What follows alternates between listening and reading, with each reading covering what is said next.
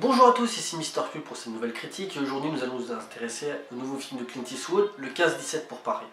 Alors le film retrace l'histoire de Alec, Spencer et Anthony le jour du 21 août 2015 où ces trois amis d'enfance étaient en direction pour Paris, d'Amsterdam.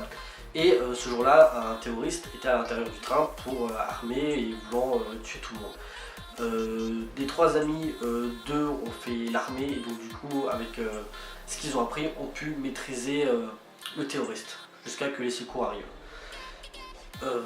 Pour commencer, grossièrement le film, sans révolutionner l'histoire du cinéma, est très bien fait. J'ai été pris vraiment dans l'action du début à la fin. Alors en fait, on parle beaucoup de ce moment fatidique, mais en fait, le film retrace surtout la jeunesse des trois personnages, en particulier Spencer, qui est celui qu'on suit le plus.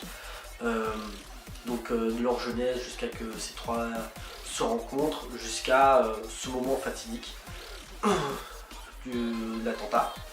Donc on suit plutôt vraiment trois gros moments. Donc la jeunesse, quand ils sont au collège à peu près, de leur rencontre, en fait c'était surtout Alec et Spencer qui se connaissaient, puis Anthony a débarqué dans leur vie.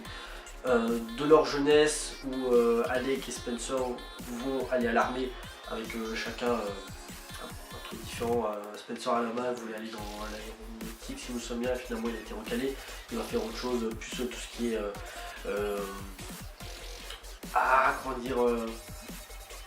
entraînement de fuite,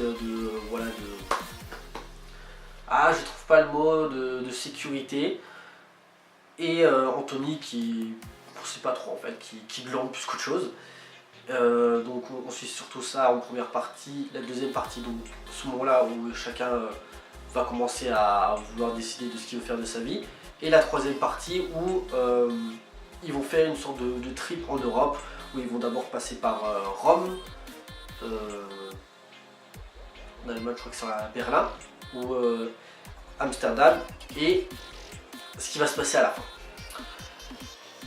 Au niveau de la réalisation, j'ai pas grand chose à dire, c'est plutôt bien réalisé, la photo est belle, les scènes d'action, la scène d'action est bien faite et bien nerveuse et on est vraiment pris dans... ce que j'aime bien avec Clint Eastwood, c'est qu'il a une façon de filmer un petit peu un cinéma vérité, il veut vraiment le plus gros réalisme possible et ça se voit à l'écran, on va souvent utiliser la caméra à l'épaule par exemple, ce qui donne un montage assez nerveux à l'action. Au niveau des personnages, pour accentuer encore le plus le réalisme, en fait c'est que les trois acteurs, les trois personnages, Alex, Spencer et Anthony, en fait sont joués par les personnes qui ont vécu l'attentat. Et les trois potes les trois acteurs sont les vraies personnes qui étaient là il y a 3 ans dans le train. Et au niveau de ça, au niveau des acteurs, j'ai pas grand chose à dire en fait. Comme c'est des acteurs amateurs, j'ai pas trop envie de gueuler. Mais autant Spencer et Anthony jouent plutôt bien. C'est vrai que par contre Alec, on sent que des fois il a du mal aux directives que Eastwood lui dit. On sait pas trop, moi il est là genre faut que je fasse quoi là. Voilà. Mais sinon j'ai pas grand chose à dire.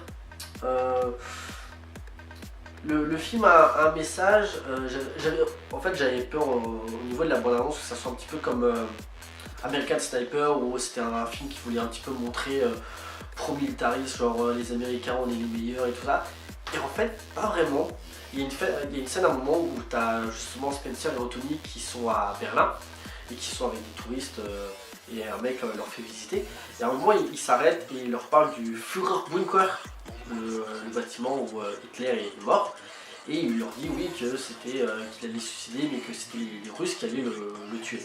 Et les deux amis leur disent non c'est pas les Américains. Et l'autre il dit non, faut pas croire, vous les Américains vous n'allez pas sauver le monde tout le temps. Tu vois. Et même tu vois, il est là pour dire que oui, les Américains ont souvent réglé certains conflits. Mais il trouve que leur légende est un peu trop accentuée à tort et à travers. C'est genre, oui, nous les Américains, vous n'avez pas tout le temps été là pour les autres. Voilà. vous les Américains à ce moment là, vous étiez à 500 km à Pétaouchnok, vous n'étiez pas là, c'était les Russes. Petite remise en question qui fait pas de mal, tout en montrer que les Américains c'est le meilleur, ce qui n'est pas vrai. Ce qui est intéressant aussi, c'est que le film, comme je dis, n'est pas axé sur l'héroïsme américain, mais plus sur les hasards de la vie.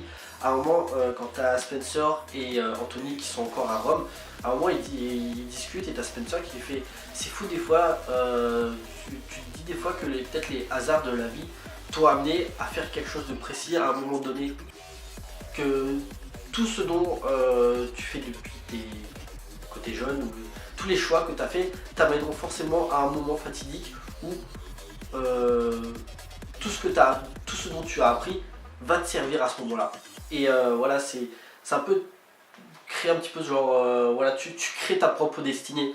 Et c'est assez intéressant parce que voilà, Spencer, comme je dis, à la base, il a voulu s'inscrire à l'armée pour, comme je dis, l'héroïsme, je crois. Je sais plus, le fait qu'il a été recalé l'a amené dans un truc qui forcément, qui à la base lui donnait pas forcément envie. Et il a fait bon bah je le fais parce que voilà, je me suis engagé. Et finalement, ben, ce truc là, tout ce qu'on lui a appris, qui avait l'air d'un truc qui allait lui faire chier, et ben finalement lui a servi pour l'attentat. Donc c'est plutôt intéressant de voir que ben, ton destin, c'est pas les autres qui le tracent, c'est toi qui peux te le faire, malgré tous les choix, bon ou mauvais, t'amener à ce moment-là. Et ça peut prendre deux trucs différents, parce que ça veut dire que peut-être ton destin est scellé, ou alors tout simplement que c'est toi qui es maître de ton destin, donc chacun a sa vision. À part ça, j'ai pas grand chose à dire de plus sur le film. Comme j'ai dit, le film est bien réalisé, les acteurs, sans valoir un Oscar, sont plutôt bons. Clint Eastwood, il sait vraiment créer les scènes à enjeu et ce qu'il faut en émotion. D'ailleurs, au niveau de la reconstitution du film, le film m'a beaucoup rappelé son dernier film Sully, avec Tom Hanks, qui racontait que c'était un pilote d'avion où à un moment il avait dû poser son avion en urgence parce qu'il y avait des avions qui s'étaient foutus dans les ailes, il avait fait exploser l'une des ailes de l'avion, il avait dû s'arrêter en urgence. Et tout le fait aussi, c'est que ce moment-là, en fait, je crois que c'est comme par exemple le 15-17 pour Paris, le gros moment, je crois que c'est 2-3 minutes du film, et en fait, tout le reste, on voit le personnage de Tom Hanks, ce qui s'était passé un peu plus tôt, avant ce moment-là, et après aussi, tout où on lui dit ouais t'es un héros, mais finalement certaines personnes remettent en question ses choix durant le sauvetage.